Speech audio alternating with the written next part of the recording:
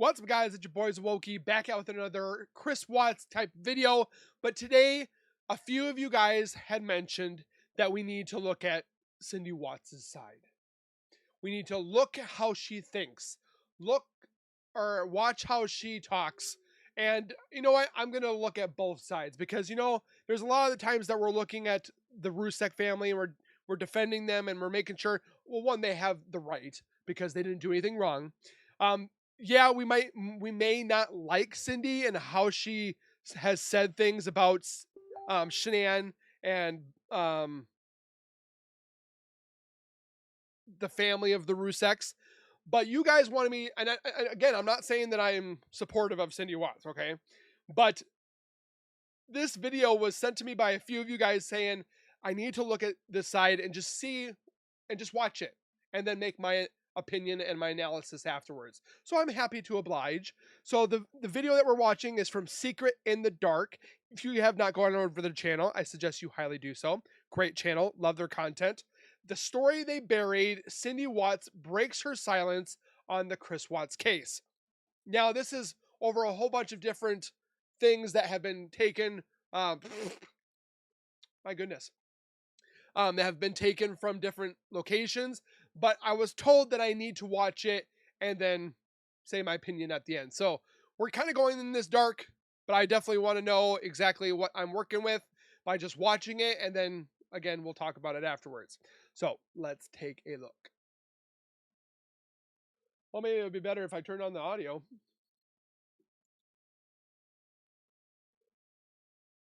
And again, I couldn't believe I missed this. Don't forget to subscribe to my YouTube channel. And don't forget to subscribe to Secret in the Dark. Make sure you guys hit the like button, subscribe for more. Or not, I already said subscribe. Make sure you guys share the button with your friends and so forth, because our channels don't thrive and they don't continue to go on without you. And I definitely thank every single individual one of you that have subscribed, watched, like, and all that above. Just make sure you do it to Secret in the Dark as well. But let's continue.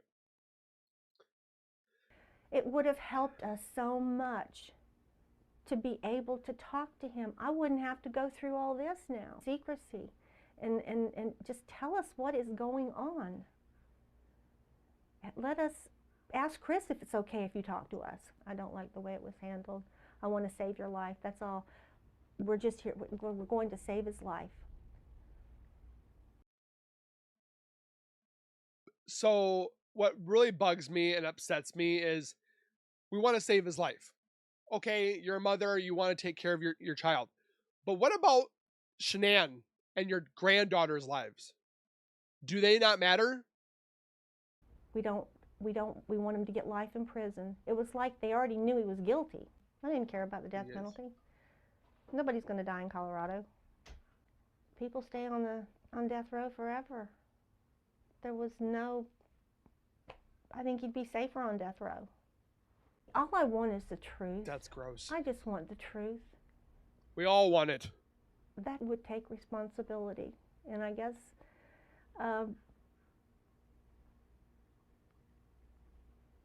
maybe he is. I don't know. I don't know. I just can't see him doing that. Because why would you plead guilty to something you didn't do? And that's so let's support her narrative. If he didn't do it, then who did? Like my manager once said, and I kind of like this, is don't give me a problem if you don't have a solution. So if she's coming to us with an answer like, I don't know who murdered the girls, then tell us who you think it is. Does that make sense? That's all I want to know. Why would you plead guilty if you didn't do it? If you told your dad you didn't do it? And that's what I want to know. I think what she wants to is she wants Chris to say that he only murdered Shanann because Shanann murdered the girls. She wants to keep that narrative confession rather than the one that he did in February. And she technically probably wants him relieved of everything. Somebody else had to do it. But again, if somebody was else to have murdered this family, who would benefit from that? But she doesn't tell us. She doesn't know. Well, of course you don't know, because obviously you don't know. But it's like Nichol saying, I don't know. I don't remember our phone call. But do you? Does she possibly know? She knew of the other woman. We've already showed that evidence that she knew, and so did Ronnie, that there was another woman. They didn't know that it could have been Nichol. I mean, it could have been. They could have known that it was a Nichol. Here's a picture of her, but they didn't like know of her. I mean, they could have, but they knew, which I've already showed that evidence that they knew of Nichol. They were just pretty much waiting in the background with their little flags, waiting for something to happen, like a breakup, divorce, whatever have you. And that's what I believe so far. And they said, well, you'll find all that out. Christopher will talk to you when and after he's sentenced. Well, isn't that too late then? She sat across from the interviewer, eyes worn from sleepless nights, voice trembling, but steady. Cindy Watts didn't plead for forgiveness. She didn't cry out for mercy. She came with a message, one she knew would never be welcomed. One she understood might brand her as delusional, as blind, maybe even complicit. I don't believe he did it. That's not the son I raised. There it was. In a case the world thought was closed. In a court. I mean, there's things that I'm not proud of, but there's things that I've done that my mom and dad didn't raise me to be that individual. But you kind of learn growing up through your teenage years, your 20s and stuff like that, what you can and cannot do.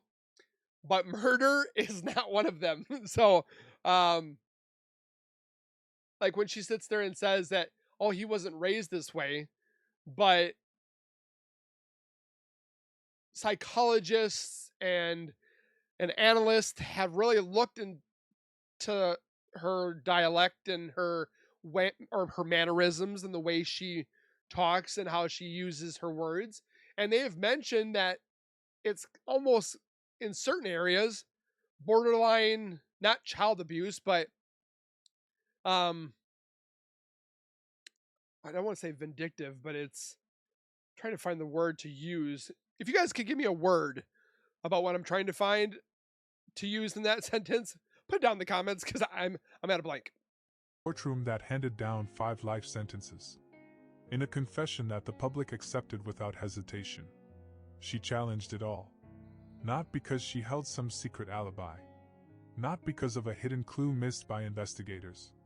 But because. But I don't think, too, that all her stuff that she was doing with Shanann, I don't think that helped. It very much could have hurt between Shanann and Chris, or it could have been also a part of the catalyst that ended, because he said he was furious how Shanann was with his parents and so forth, and he felt obligated that he had to always talk to either side and be the middleman, and he just didn't want that anymore. So what do you guys think? Because he was her son. And she believes something happened behind those walls. Well, something yeah. No one was willing to talk about. She believes he was pushed into accepting blame.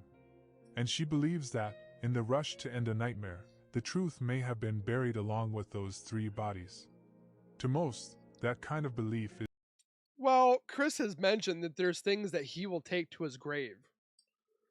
And still, we won't know those, because he said he will take it to his grave. So. Is impossible. To Cindy, it's the only thing left to hold on to. This is not a story about guilt. The world. But what she can hold on to is that she can still talk to her son.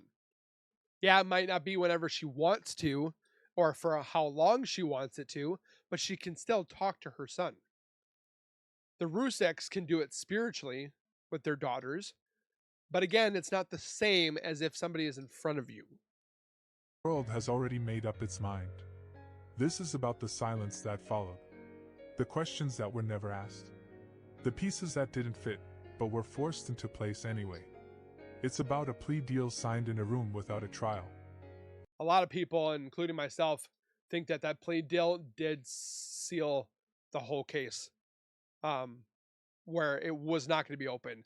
And they really pushed for that plea deal so fast. Like, it was ridiculously fast that they wanted him to take that plea deal. So, Without testimony, without a single piece of evidence being tested in court. Over the next 3 hours, we won't replay what you've already seen. I so wish this would have gone to trial. So bad. This is not about the headlines. It's about everything that happened between them. And if you want to see a mock-up trial, I would tell you to go over to the Tilted Lawyer on Omar has a kind of mock trial that he did, which was fantastic, by the way. I would definitely go over there and watch it. The quiet moments. The redacted pages. The mother who never stopped asking why. This is the voice that never made it to the courtroom. This is Cindy Watts. A mother. A believer.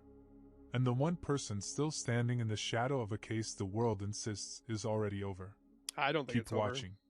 Because once you hear what she heard, once you see what she saw, the certainty might start to crack.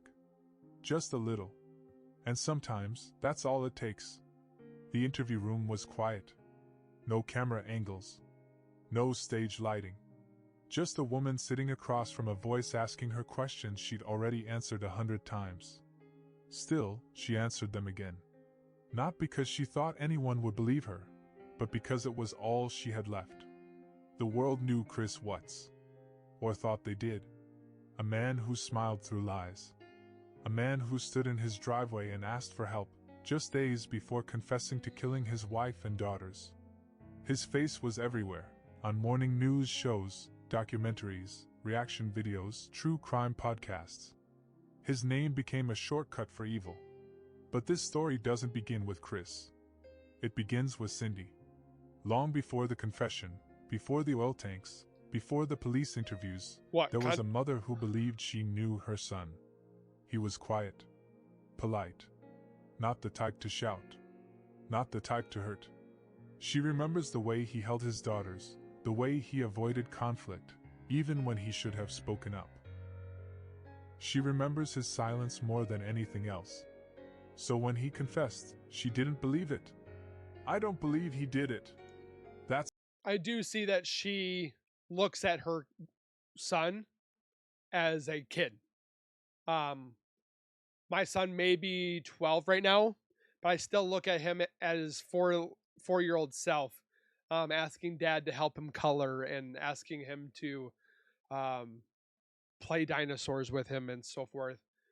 But it's all in a different aspect once this kind of thing happens where your loved one becomes a murderer. You're shocked, you're appalled. You never thought it would become or how he would become like this. I can see that aspect, but I don't see the part where you have to bash and start rumors about his other half. Just let it go. Talk about Chris, but don't talk negatively about how the one that was murdered. I just find that in bad taste. That's not the son I raised. It's easy to dismiss her. Easier still to judge. But what if there's more to her doubt than denial? I'm what judging. If the story we were told was missing entire chapters, erased, rewritten, or never allowed to unfold at all? Very much so. The police never searched for another suspect. They didn't. There was no trial. No psychological evaluation. Chris did no get expert one. testimony. Just a deal. A quiet, quick decision. One that Cindy still believes was made to protect everyone but the truth. Chris pled guilty to avoid the death penalty. That was the line reported in every outlet. But who negotiated that deal? Who decided that the public wouldn't hear testimony? That jurors wouldn't see evidence? I wish they would have. That the facts, all of them, would never be presented in full? Cindy asked. She kept asking. And what she got in return was silence, or worse, condemnation. She was told she was in denial, that she was enabling, that she didn't care about Shanann, or the girls, or the horror of what happened. But she did. She always did. She just wanted answers no one was willing to give her. I don't agree. She wasn't in the courtroom when the plea deal was signed. She wasn't allowed to speak before her son was sentenced to spend the rest of his life in a concrete cell. She watched it all unfold from a screen, like everyone else. The difference is, she was watching her son, not a suspect. The world wanted finality. They wanted closure. A confession was enough. But Cindy wanted truth. Even if it was ugly. Even if it confirmed the worst. What she couldn't accept was silence. And what she got was silence wrapped in headlines. There were things that didn't sit right. Conversations that didn't add up. Questions that were dismissed. Chris changed his story more than once. First, Shanann killed the girls. It's like 3 times Then, almost now. He did it all. Later, he described it again, in clinical, detached detail, as if he were remembering someone else's life. Cindy listened to all of it. She heard the words. But what she focused on was what wasn't being said. He said his Jezebel. No one asked why he didn't try to run. Why he didn't call 911. Why he took a plea so quickly when the details of the crime. I think he honestly thought he was going to get away with this. When he murdered them and put them away and hid them and so forth like that, he thought he was going to get away with it. Or they were going to get away with it. Kept changing. Why no one fought for a trial that might have shown the full picture. And then there was the mistress. Nichol Kessinger. Woo, let's not The talk about woman her who today. told investigators she knew Chris was married, but believed he was separating. The woman who deleted texts. Searched for Amber Fry. Looked up how to wipe her phone clean. A woman the prosecution never charged.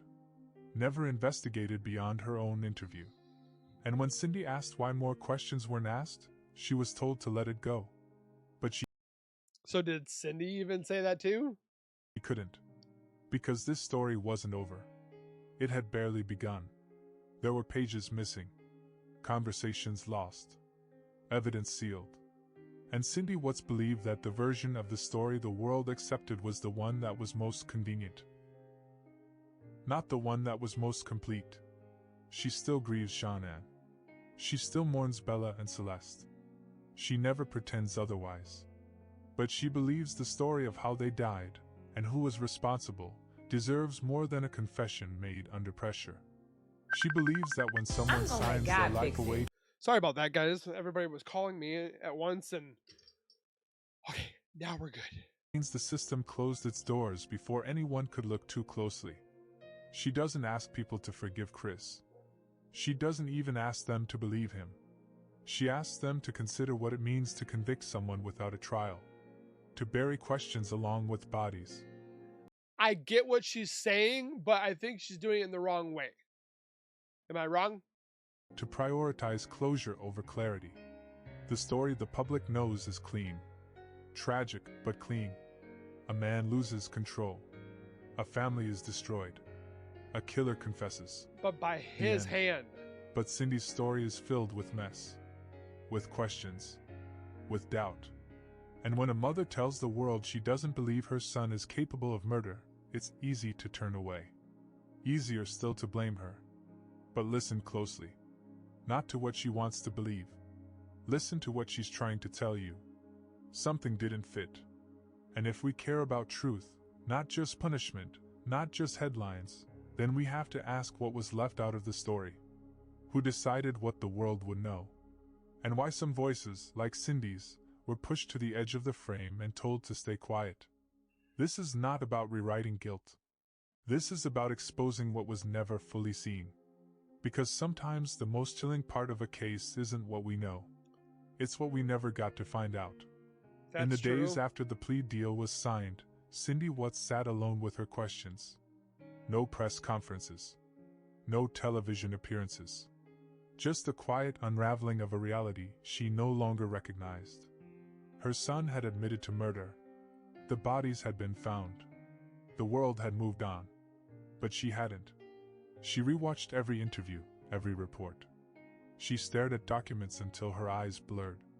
She listened to her son's confession on repeat, not because she didn't believe it happened, but because she couldn't understand how it happened the way they said it did. Each sentence raised another question. Each pause, another possibility. She remembered the calls with Chris in the weeks before it all fell apart. He'd sounded distant, yes, but not angry, not broken, Because he only just had tired. like one monotone She knew voice. there were problems in the marriage. Shannon had talked about it. Well, I knew too that there's no way that Chris wouldn't have talked to his family and his parents about it. Like he would have been like, "Mom, what do you think? Should I stay with Shanann or should I go? Or should I do this?" Or I guarantee that's how some of it went. So had Chris. But problems aren't the same as danger. Struggles don't mean murder is on the horizon. And then there was the timeline. Shannon arrives home at 2 in the morning. By 8, Chris is texting coworkers, telling them he won't be coming in. By the afternoon, he's giving interviews to the news. And by the end of the week, he's confessing. Not after a long investigation. Not after months of evidence gathering. Just days. Days. That's all it took to close. When I first found out about this case, I'm like, this is going to go for a long time. The next day, it was closed. I was like, wait, what? There's no way. The book. Cindy kept asking why. Why the prosecution didn't wait. Why the defense didn't fight. Why the confession was accepted so easily, even after Chris had already changed his story once. I do agree with that. Why did it go so fast? Why was there no trial? Yeah, okay, he confessed, but I think there was a hell of a lot more that we could have looked at. He told police Shannon had killed the children. That he'd snapped in response. That was the first version. And when that didn't hold up, he changed it. Said he did it all. Said he was lying before, but now he was telling the truth. And just like that, the entire case pivoted. Cindy watched the court proceedings from her living room. Her hands shaking. Her husband silent beside her. The prosecutor laid out the timeline. The judge nodded. Chris spoke only when prompted. And then it was done. There were no objections. No witness testimonies. No cross-examinations. Just statements read into record, and a life sentence handed down. Cindy knew what people were thinking. That she was in denial. That she couldn't face the truth. That it was easier to believe in some grand misunderstanding than to accept what her son had done. But this wasn't about comfort. It was about process. About fairness. About the legal system rushing to finish a case that should have been picked apart piece by piece. It was about the silence of the defense. The absence of a psychological evaluation. The way no one seemed interested in why this happened, only that it had. And then there was Nichol, Chris's mistress. The woman who appeared in his phone just weeks before the murders. She wasn't a mystery to Cindy. Chris had mentioned someone. Said it wasn't serious. That it would end. But it didn't end. It grew. Nichol Kessinger searched online for wedding dresses. She looked up how to delete phone data. She studied high-profile murder cases involving cheating husbands. All while Chris's wife and children were still alive. Yet when the time came to investigate, and not just the Peterson case, Nichol walked away. No charges. No follow-up. Just a series of redacted documents and unanswered questions. Cindy tried to meet her. Tried to speak with investigators. She asked why Nichol's name was barely mentioned in court. Why no one pursued the details of their relationship, or considered its possible influence. No answers came. Instead, the public turned its eyes on Cindy. She was the one who questioned the victim's character. The one who said Shannon was difficult. Controlling. The one who suggested there were problems in the marriage. And for that, she was crucified. Branded as cruel. I mean, she did say, "I don't care what you did." That's probably not a good thing that she said. As heartless. As blind. But what if she wasn't trying to blame Shannon? What if she was trying to explain the pressure? The fracture lines in a relationship that were growing deeper each day? What if she was saying, without excusing anything, that a family doesn't fall apart in silence? That someone, somewhere, should have seen what was happening and stepped in? That maybe the system should have stepped in before it was too late? Cindy remembered watching Chris as a child. The way he kept to himself. The way he smiled politely but rarely spoke up. He avoided confrontation. He followed the rules. He never raised his voice. Then, years later, she saw him on television, charged with the murder of his entire family. And still, the image didn't connect. She doesn't pretend he's innocent in the purest sense of the word. She doesn't claim he did nothing wrong. But she refuses to believe he did everything the way they said he did, calmly, methodically. She did on that wrong part because, yeah, I'm not going to go into it. Without hesitation or remorse. She doesn't believe he woke up that morning ready to kill. She believes something happened in that house. Something that unraveled faster than anyone expected. And she believes that the pressure, the affair, the finances, the marriage, the expectations, became too much. Still, belief isn't fact. Cindy knows that. She knows what people think of her. She knows her words fall on ears that have already closed. But that doesn't stop her from speaking. Because this isn't just about what happened.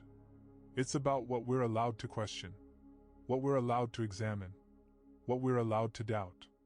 In America, a trial is supposed to protect truth. It's supposed to test it, challenge it, dissect it until only the facts remain. Chris Watts never had a trial. The story the world knows came from a confession. A plea deal. A handful of interviews. A few hours of footage. That was it. And for most people, that was enough.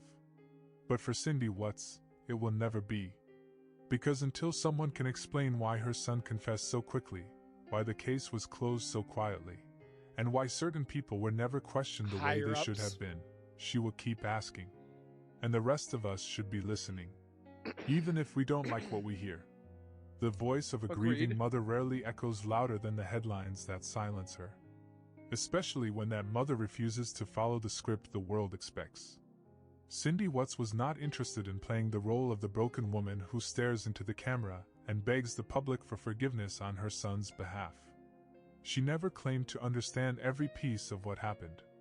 But she did claim one thing, again and again, with the kind of unwavering steadiness that makes people uncomfortable. I don't believe he did it. That's not the son I raised. For some, that sentence was offensive. A final insult added to tragedy. But for Cindy, it was not an excuse. It was a call for patience. A demand for scrutiny. Because if she couldn't believe the official story, it wasn't out of ignorance. It was because the story never gave her time to process, or space to ask her own questions. She wasn't there when it happened. She wasn't part of the investigation. She wasn't allowed to sit with her son before the confession. She was told to wait. Do you think that she should have gotten a chance to talk to her son? Or do you think it went the right way for her son to not talk to his family before that courtroom appearance? Told to trust the process. Told that justice was being served. But justice without examination is just closure in disguise. The plea deal was offered swiftly. The evidence was never debated in front of a jury. There were no expert witnesses. No family testimonies. No psychological analysis submitted for the record. It was a case decided not by law, but by a signature. And once that ink dried, there was no turning back. Cindy knew the case was over, at least legally. But she also knew what hadn't been explained. I still think she knew her son wasn't evaluated for mental illness. That no doctor was brought in to determine if his confession reflected the truth or a breakdown. She knew that the murder of 3 children, including an unborn son, would usually warrant months of hearings, arguments, evidence reviews. But in this case, everything moved too quickly. The process wasn't just fast. It was silent. She began to study the gaps. There were messages between Chris and Nichol that had been deleted. Phone calls that were never recovered. Search histories wiped or redacted. Records sealed before anyone could ask why. She read the discovery documents, line by line, looking for patterns, for things left unexplained. Why did Nichol Kessinger look up information about high-profile mistresses the same day Shanann was reported missing? Why did she search? Can cops trace text messages? The day before Chris's arrest? Why was there no follow-up after she admitted to deleting her conversations with Chris? These weren't accusations. They were questions. But the police had their confession. They didn't need anything else. Once Chris admitted guilt, I wonder if Cindy actually thinks that Nichol did this. I wonder. everything else faded into the background, including Cindy's voice. She was told to move on. She couldn't. There was also the matter of the prison confession, the third version of events. Months after the sentencing, Chris spoke to investigators from behind bars. He told them, in calm, emotionless detail, what he claimed really happened. That he strangled Shanann in their bed. That he then loaded the girls into his truck, still alive, and drove them to the oil site. That he killed them one by one, and then buried them. This version of the story was darker than all the others. More deliberate. More inhuman. But Cindy didn't recognize that man. And more importantly, she didn't trust that confession either. She knew her son changed stories to match what others wanted to hear. She'd watched him do it his entire life, not to deceive, but to escape confrontation. To avoid pain. To please authority. And now, alone in prison, isolated from everyone, it made sense to her that he would adopt the narrative the investigators needed. The one that confirmed what the world had already decided. Because Chris didn't just confess. He surrendered. And Cindy believed that surrender came not from guilt, but from exhaustion. From fear. From pressure so intense, it forced him to trade his life for silence. She asked again, why was there no trial? The answer was always the same. Because Chris didn't want one. But what if that wasn't entirely true? Why? What if he was talked out of it? What if he was told that fighting back would only make things worse? What if he believed that accepting a plea deal was the only way to stop the pain? For himself, for his family, for everyone watching? A courtroom would have forced everything into the open. It would have demanded explanations. Witnesses. Evidence. It would have given voice to the pieces of the story that were never allowed to surface. Instead, the plea deal closed it all down. And Cindy Watts was left on the outside, watching a case finish before it ever truly began. The public didn't want to hear from her. Her face, her voice, her questions, they were seen as distractions. People wanted a villain. They had one. They didn't need a mother. Well, the villain, I feel, in this case is Chris and Nichol. They're telling them the picture wasn't complete. But Cindy wasn't trying to erase responsibility. She was asking what we missed. She was asking whether justice means speed or truth. Whether a confession made without trial, without resistance, is enough to close a case forever. She lost her granddaughters. She lost Shanann. And she lost the version of her son she thought she knew. But she didn't lose her ability to ask. That's what this story has become, not a defense, but a question. One that grows louder the longer it's ignored. What happens when the justice system decides that knowing is more important than understanding? And what happens when we, the public, accept that? Cindy Watts may never change minds. She may never clear her son's name. But what she refuses to do is remain silent, while the world moves forward on a version of events that was never fully tested. Because once a story is locked... The way that I'm hearing is Cindy wants NK to be looked at. in place, it becomes a weapon. It can silence every question that follows. It can erase every possibility that came before. And for those still living in the aftermath, silence is the loudest sentence of all. Cindy Watts never believed that silence was safety. She believed silence was where the truth went to die. And in the months after the sentencing, all she could hear was the quiet. Not from the media. They continued to feed the public every grim detail, over and over again. Not from the documentaries, the podcasts. The ones who could have told her what really happened in those final hours. The ones who chose, instead, to close the file and move on. She wrote letters. She asked for records. She requested transcripts that arrived redacted, chopped apart, with key lines blacked out. Conversations ended before they began. And she learned something else, something few ever say out loud. Once the public decides a person is guilty, no one has a reason to ask questions anymore. I think The you truth should. doesn't matter when everyone's already satisfied with the story. Chris I don't Watts agree with was that. no longer a person. He was a headline, It's a monster, a cautionary tale. He became content, raw material to be consumed, analyzed, reacted to. There was no room for nuance, no space to consider the gaps. Every documentary had the same script. Every podcast repeated the same arc. Man meets woman. Marriage crumbles. Man finds mistress. Murders follow. End of story. But Cindy remembered moments no camera ever caught. Things the public never saw. Chris wasn't angry. He wasn't violent. Not in high school. Not as a young man. But that one moment changed everything. Not as a father. He didn't hit. He didn't yell. He didn't threaten. He retreated. That was his pattern.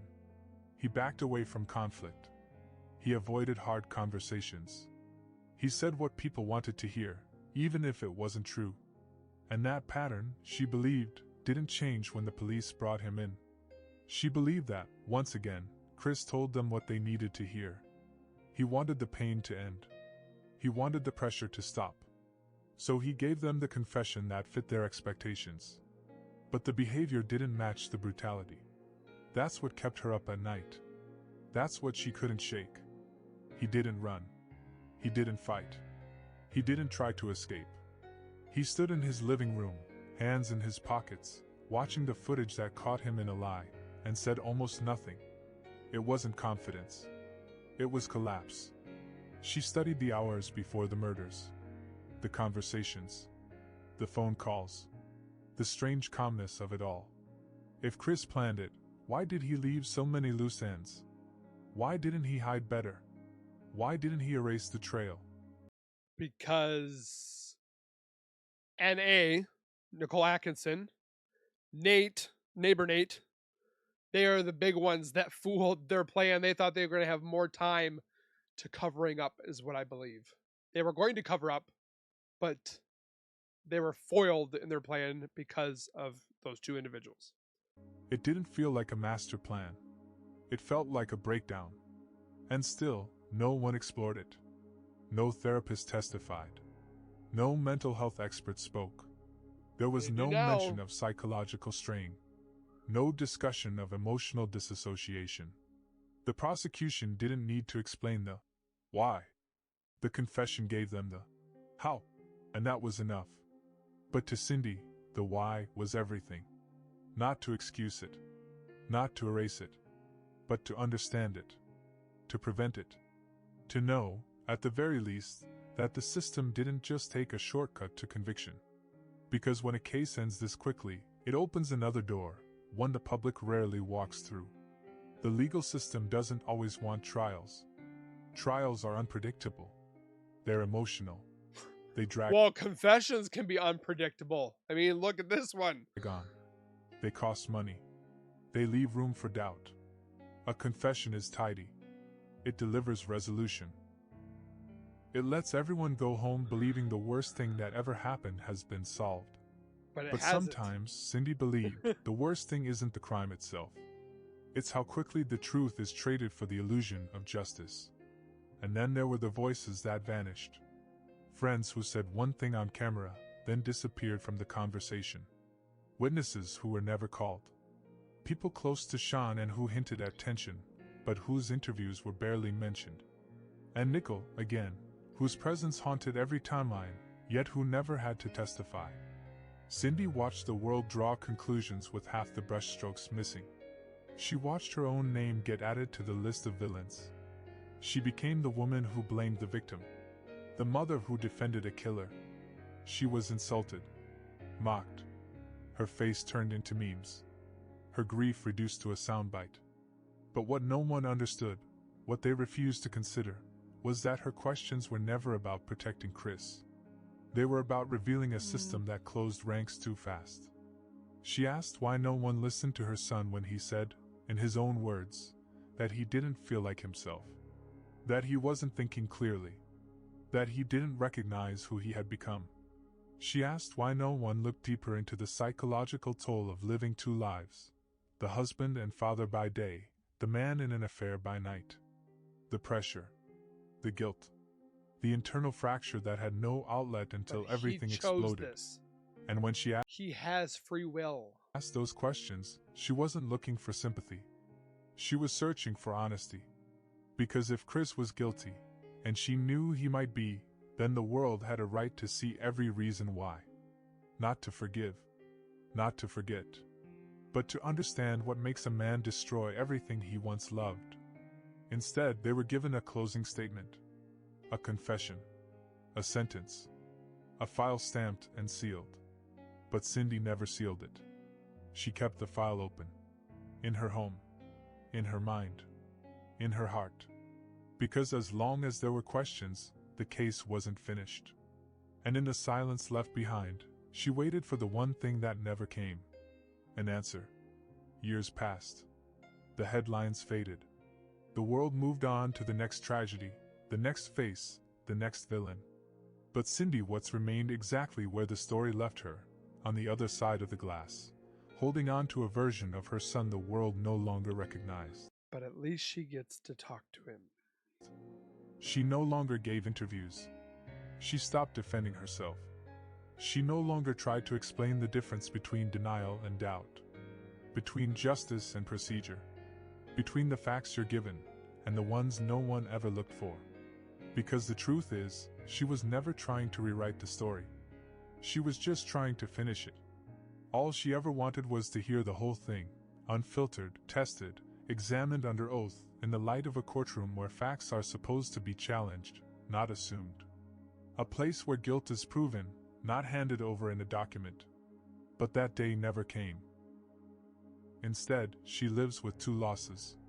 The first, the one she shares with the world, the loss of her granddaughters, of Sean and of an entire future that vanished overnight. The second is lonelier. It's the loss of a son she thought she knew, the loss of faith in a system that moved too fast, and the loss of her own voice in a story that never had space for it. In the end, she doesn't ask you to believe her. She only asks that you wonder what it costs to bury the truth beneath a plea. Because when a crime this devastating is answered in silence, justice doesn't echo. It disappears. This was never her story to tell, but she told it anyway.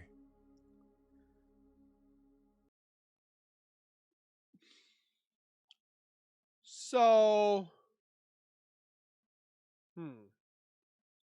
I see where certain things that I agree with, but then there's things that should have been not said, as in, I don't care what you did, we still love you, son. How she talks about the deceased that was murdered by her son. She mocked somebody, Shanann, and of course, in retaliation, Cindy gets mocked and all that stuff. Do I say do that? No, I am absolutely not saying that. I'm not saying to go harass Cindy Watts at all. That's not what I'm saying at all. It's that, yes, we understand what she's going, well, not, we don't really understand what she's going through, but we think that she should have held it together a little bit better, or gone in a different direction on how she was coping with it, of how she brought down Shanann when she knew she was murdered and so forth. And I just feel that she could have said better. What is your guys' thoughts?